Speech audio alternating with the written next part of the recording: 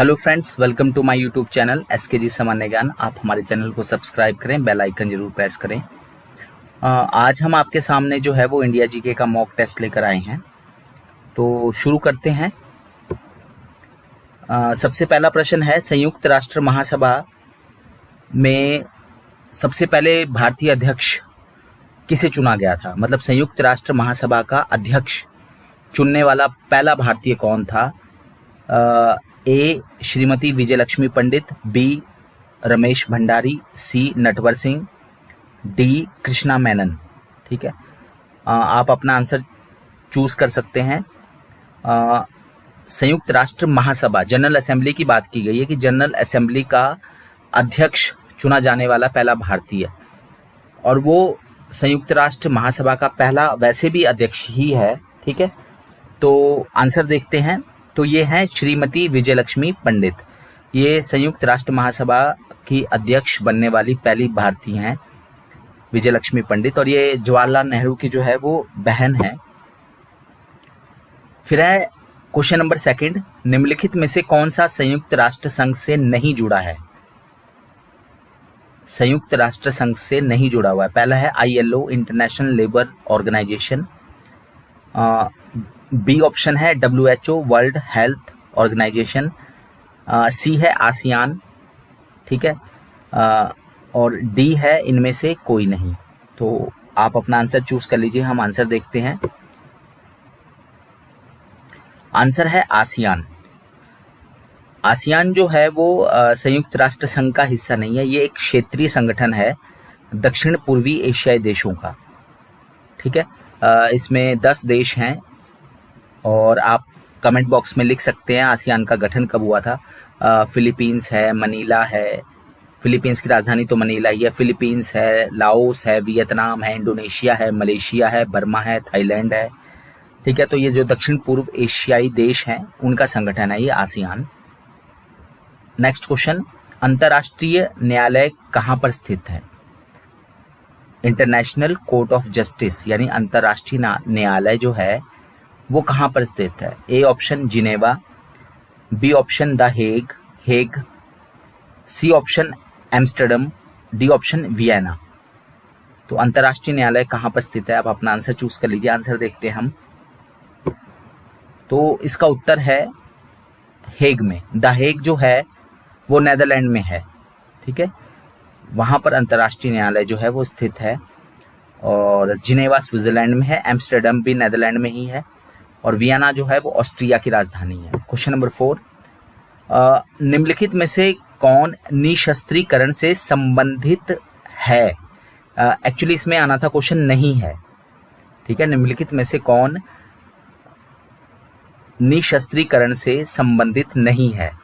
ठीक है, ए salt, B NPT, ठीक है, सी CTBT, और डी नाटो।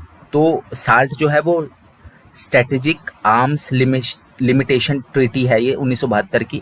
NPT जो है 1968 की है। ये भी जो है ये न्यूक्लियर जो बम है उसके परीक्षण को रोकने के लिए है, और CTBT भी कॉम्प्रिहेंसिव टेस्ट बैन ट्रीटी है 1996 की। और नाटो जो है ये निशस्त्रीकरण से नहीं जुड़ा हुआ है, ये एक संगठन है। आंसर हम देख लेते हैं। आंसर है नाटो। ठीक है, ये अमेरिका का जो गुट है वो एक तरह से ये सैनिक संगठन है। ठीक है, आप कमेंट बॉक्स में लिख सकते हैं नाटो का जो है वो गठन कब हुआ है। क्वेश्चन नंबर 5, संयुक्त राष्ट्र महासभा का हेडक्वार्टर कहाँ पर है? ठीक है, संयुक्त राष्ट्र महासभा का हेडक्वार्टर कहाँ पर है? ए पेरिस, बी न्यूयॉर्क, सी ज्यूरिक, ठीक है, और D Vienna. Paris, New York, Zurich और वियना। आंसर देखते हैं। संयुक्त राष्ट्र महासभा तो 1945 में संयुक्त राष्ट्र महासभा का गठन हुआ है। ठीक है, और इसका हेडक्वार्टर जो है वो न्यूयॉर्क में है। नेक्स्ट क्वेश्चन, सार्क की स्थापना कब हुई? ए 1982, बी 1995, सी 1985, डी 1987। सार्क जो है वो दक्षिण एशियाई देशों का संगठन है। ठीक है, पहले 7 सदस्य थे इसके, वर्तमान में 8 सदस्य, अफगानिस्तान को भी इसमें शामिल कर लिया गया है। ठीक है, भारत है, पाकिस्तान है, अफगानिस्तान है, ठीक है, फिर नेपाल है, बांग्लादेश है, श्रीलंका है, मालदीव हैं। तो ये सारे देश जो हैं ये जुड़कर जो हैं ये सार्क और बांग्लादेश भी, ये सार्क की जो है 8 देशों का समूह है वर्तमान में। तो ये इसकी स्थापना कब हुई है, तो आंसर देखते हैं। तो इसकी स्थापना 1985 में हुई है। मेन इसके पीछे जो शेख मुजीबुर रहमान, उनका जो है वो बहुत बड़ा इसमें हाथ रहा है। फिर नेक्स्ट क्वेश्चन नंबर 7, निम्नलिखित में से कौन सा अनुच्छेद हमारे संविधानिक संशोधन के साथ जुड़ा हुआ है? यानी अगर हमने संविधान में संशोधन करना है तो संविधान में संशोधन करने के लिए किस आर्टिकल में उसका जो है जिक्र किया गया है, किस अनुच्छेद में जो है उसका वर्णन किया गया है? संवैधानिक संशोधन का वर्णन संविधान के किस आर्टिकल में है? आर्टिकल 368 यानी अनुच्छेद 368, आर्टिकल 372, आर्टिकल 356, आर्टिकल 370। तो आप अपना आंसर चूज कर लीजिए, हम आंसर देखते हैं। आंसर है इसका आर्टिकल 368। अनुच्छेद 368 जो है वो संविधानिक संशोधन से जुड़ा हुआ है। ठीक है, कोई भी संविधान में संशोधन जो है वो इसी अनुच्छेद में जो है के अंतर्गत किया जाता है। भारत में किस तरह का पार्टी सिस्टम है, यानी दलीय प्रणाली जो भारत में है वो किस तरह की है? एक दलीय प्रणाली, द्विदलीय प्रणाली, बहुदलीय प्रणाली, या इनमें से कोई नहीं, यानी 1 पार्टी सिस्टम, 2 पार्टी सिस्टम, या मल्टी पार्टी सिस्टम, या नन ऑफ दीज। तो भारत में कैसा दलीय प्रणाली है? तो भारत में जो है वो बहुदलीय प्रणाली है। यहाँ बहुत सारे दल हैं। ठीक है, कई देश जैसे अमेरिका जैसे देश हैं, वहाँ पे 2 ही दल जो है वो प्रमुख रूप से रहते हैं। ठीक है, डेमोक्रेटिक और रिपब्लिकन। भारत में लगभग बहुदलीय प्रणाली चल रही है काफ़ी समय से जो है। एक दलीय प्रणाली जैसे चाइना है, वहाँ एक ही पार्टी का सिस्टम राज है काफ़ी टाइम से, तो और एक ही पार्टी जो रहती है, तो वहाँ एक दलीय प्रणाली कहलाती है। भारत तुम मुझे खून दो मैं तुम्हें आज़ादी दूंगा, नेक्स्ट क्वेश्चन है ये नारा जो है वो किसने दिया था? तुम मुझे खून दो मैं तुम्हें आज़ादी दूंगा, ये नारा किसने दिया था? ए जवाहरलाल नेहरू, बी बाल गंगाधर तिलक, सी सरदार वल्लभ भाई पटेल, डी सुभाष चंद्र बोस। तुम मुझे खून दो मैं तुम्हें आज़ादी दूंगा, ये नारा किसने दिया है? आप अपना आंसर चूज कर लीजिए। जवाहरलाल नेहरू, बाल गंगाधर तिलक, सरदार वल्लभ भाई पटेल, सुभाष चंद्र बोस। तो आंसर देखते हैं। आंसर है सुभाष चंद्र बोस। ठीक है, तुम मुझे खून दो मैं तुम्हें आज़ादी दूंगा, ये नारा सुभाष चंद्र बोस ने दिया था। फिर अब भाषा के आधार पर कौन सा पहला राज्य जो है वो गठित किया गया? भाषा के आधार पर गठित होने वाला पहला राज्य कौन सा है? लैंग्वेज के आधार पर सबसे पहले किस राज्य का गठन किया गया? ए राजस्थान, बी मध्य प्रदेश, सी आंध्र प्रदेश, डी कर्नाटक। तो आप अपना आंसर चूज कर लीजिए, हम आंसर देखते हैं। तो आंध्र प्रदेश जो है वो भाषा के आधार पर गठित होने वाला पहला राज्य है। ठीक है,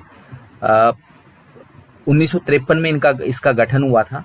भाषा के आधार पे तेलुगु जो भाषा वाले क्षेत्र थे उनको मिलाकर आंध्र प्रदेश का गठन किया गया। मद्रास से अलग किया गया था इसको, पहले मद्रास प्रोविंस होता था, तो वहां से अलग होके 1953 में भाषा के आधार पे आंध्र प्रदेश का जो है वो गठन किया गया था, पहला राज्य भाषा के आधार पे गठित होने वाला। लैंग्वेज कमीशन बाद में बना था, पुनर्गठन आयोग राज्यों का। फिर है निम्नलिखित, क्वेश्चन नंबर 11, निम्नलिखित में से कौन सा एक मौलिक अधिकार नहीं है, फंडामेंटल राइट नहीं है?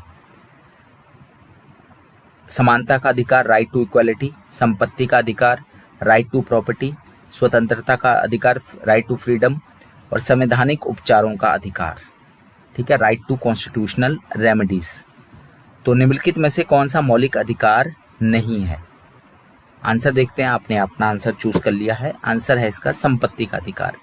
पहले 7 मौलिक अधिकार थे, बाद में अब वर्तमान में सिर्फ 6 ही मौलिक अधिकार फंडामेंटल राइट्स हैं। जो संपत्ति का मौलिक अधिकार है वो 1978 में जो है 44th अमेंडमेंट से हटा लिया गया है। ठीक है, पहले ये 78 से पहले ये भी अधिकार था मौलिक। भारत में जब कोई राष्ट्रपति भी ना हो, उपराष्ट्रपति भी ना हो, यानी दोनों के पद जो हैं रिक्त हैं, तो उस दशा में कौन जो है वो राष्ट्रपति के तौर पे कार्य करता है? यानी राष्ट्रपति का पोस्ट भी वैकेंट है और उसी समय उपराष्ट्रपति की पोस्ट भी वैकेंट है, क्योंकि जब राष्ट्रपति की पोस्ट वैकेंट होती है तो उस समय उपराष्ट्रपति जो है वो राष्ट्रपति के तौर पे कार्य करता है। लेकिन मान लीजिए राष्ट्रपति का पोस्ट भी वैकेंट है, उपराष्ट्रपति की पद भी जो है वो रिक्त है, तो फिर किसे हम राष्ट्रपति का कार्य जो है वो कौन करता है उस समय? ए प्रधानमंत्री, बी गृह मंत्री, सी भारत के मुख्य न्यायाधीश यानी चीफ जस्टिस ऑफ इंडिया, या डी लोकसभा अध्यक्ष, लोकसभा स्पीकर। तो आप अपना आंसर चूज कर लीजिए, हम आंसर देखते हैं। आंसर है इसका जो भारत के चीफ जस्टिस हैं वही फिर राष्ट्रपति के तौर पे जो है कार्य करते हैं। एक दो बार ऐसी जो है वो परिस्थिति उत्पन्न भी हुई है। फिर क्वेश्चन नंबर 13, निम्नलिखित में से कौन भारत के प्रधानमंत्री का सरकारी निवास स्थान है? जैसे आप जानते हैं ब्रिटेन के प्रधानमंत्री जो हैं वो 10 डाउनिंग स्ट्रीट में रहते हैं, 10 डाउनिंग स्ट्रीट में। इसी तरह से अमेरिका के जो राष्ट्रपति है वो व्हाइट हाउस में रहते हैं। ठीक है, तो भारत के प्रधानमंत्री कहाँ रहते हैं? ए सफदरजंग रोड नई दिल्ली, बी ये 10 जनपथ नई दिल्ली, 10 जनपथ आना था, सी अकबर रोड नई दिल्ली, और डी 7 रेस कोर्स रोड नई दिल्ली। तो आपने अपना आंसर चूज कर लिया है, हम आंसर देखते हैं। तो भारत के प्रधानमंत्री का जो सरकारी निवास स्थान है वो है 7 रेस कोर्स रोड नई दिल्ली। ठीक है, 10 जनपद जो है वो कांग्रेस का मुख्यालय है। ठीक है, फिर है लोकसभा अध्यक्ष किसके द्वारा चुना जाता है? क्वेश्चन नंबर 14 है, जो लोकसभा का स्पीकर है उसे कौन चुनता है? ठीक है, ए राष्ट्रपति, बी प्रधानमंत्री, सी दोनों सदनों के सदस्य यानी लोकसभा और राज्यसभा के दोनों के सदस्य जो है वो मिलकर चुनते हैं, या डी सिर्फ लोकसभा के सदस्य चुनते हैं। लोकसभा अध्यक्ष किसके द्वारा चुना जाता है? तो आपने अपना आंसर चूज कर लिया, हम आंसर देखते हैं। तो लोकसभा अध्यक्ष को लोकसभा के सदस्य ही चुनते हैं। और एक चीज याद रखना, लोकसभा का जो अध्यक्ष होता है वो शपथ नहीं लेता, वो सिर्फ लोकसभा सदस्य के तौर पे शपथ लेता है। अध्यक्ष के तौर पे वो शपथ जो है ग्रहण नहीं करता, उसे कोई शपथ नहीं दिलाता। वो शपथ जो है वो एक सदस्य के तौर पे लेता है। ठीक है, नेक्स्ट क्वेश्चन है, भारत की सबसे लंबी अंतर्राष्ट्रीय सीमा जो है वो किसके साथ लगती है? इंटरनेशनल बॉर्डर सबसे ज्यादा लंबा किसके साथ है? ए चीन, बी पाकिस्तान, सी नेपाल, डी बांग्लादेश। बड़े ये क्वेश्चन पता नहीं कितनी बार आया हुआ है एग्जाम में, आप अपना आंसर चूज कर लीजिए। भारत की जो सबसे लंबी जो सीमा रेखा है, अंतर्राष्ट्रीय सीमा रेखा, वो किस देश के साथ लगती है? ना तो वो आंसर देखते हैं हम, ना तो वो पाकिस्तान के साथ लगती है, ना ही वो चीन के साथ लगती है, वो लगती है बांग्लादेश के साथ। 4096 किलोमीटर लंबी हमारा बॉर्डर है बांग्लादेश के साथ। पाकिस्तान से भी ज्यादा बड़ा जो हमारा बॉर्डर बांग्लादेश के साथ लगता है, चाइना से भी ज्यादा बॉर्डर हमारा बांग्लादेश के साथ लगता है। नेक्स्ट क्वेश्चन, भारत के किस शहर में बीबी का मकबरा है?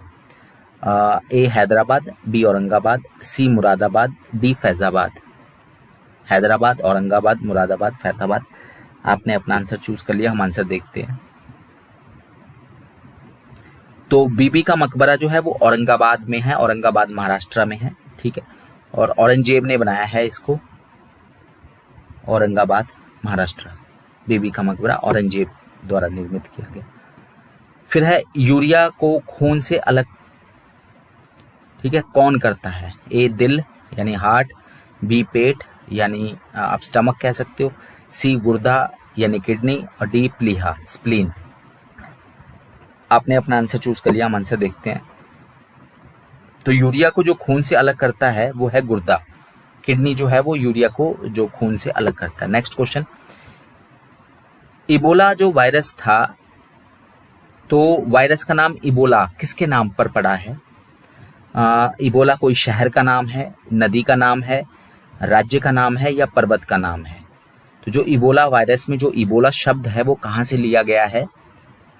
वो लिया गया है, आपने अपना आंसर चूज कर लिया, हम आंसर देखते हैं। तो इबोला जो है वो नदी है, अफ्रीका में जो है वो नदी है। ठीक है, पश्चिमी अफ्रीका की नदी है इबोला। तो इबोला वायरस जो है वो इबोला, क्योंकि उस नदी के किनारे ये वायरस जो है वो पनपा, तो इसलिए जो है वो इबोला वायरस के नाम से इसको जाना जाता है। फिर है क्वेश्चन नंबर 19, मुंबई में जो शेयर बाजार सूचकांक है, ठीक है, जिसको हम बॉम्बे स्टॉक एक्सचेंज के नाम से, BSE के नाम से जानते हैं, और जो नेशनल स्टॉक एक्सचेंज है, राष्ट्रीय शेयर बाजार सूचकांक, जिसको हम NSE के नाम से जानते हैं, तो उसमें कितनी कंपनियां लिस्टेड हैं? बीएससी और एनएससी में कितनी कंपनियां जो है वो बॉम्बे स्टॉक एक्सचेंज और नेशनल स्टॉक एक्सचेंज में जो है वो कितनी कंपनियां लिस्टेड हैं? ए 30 और 100, बी 50 और 100, सी 30 और 50, डी 100 और 50। तो आंसर देखते हैं। आंसर है इसका 30 और 50। ठीक है, बॉम्बे स्टॉक एक्सचेंज में 30 और नेशनल स्टॉक एक्सचेंज में 50। लास्ट क्वेश्चन है, भारत में जुलाई 2016 तक कुल कितने हाई कोर्ट थे? यह न्यायालय लिखा है, उच्च न्यायालय पूछा गया था इसमें, हाई कोर्ट। ठीक है, यहाँ क्वेश्चन में उच्च लिखना भूल गए हैं। तो ए 21, बी 22, सी 23, डी 24। ए 21, बी 22, सी 23, डी 24। तो आंसर देखते हैं। हाई कोर्ट की संख्या जो थी जुलाई 2016 तक वो 24 थी, 24 हाई कोर्ट थे। ठीक है, तो ये हमारा मॉक टेस्ट था इंडिया जीके के ऊपर। जल्दी हम और भी मॉक टेस्ट लेकर आएंगे अलग अलग टॉपिक के ऊपर। थैंक यू, धन्यवाद।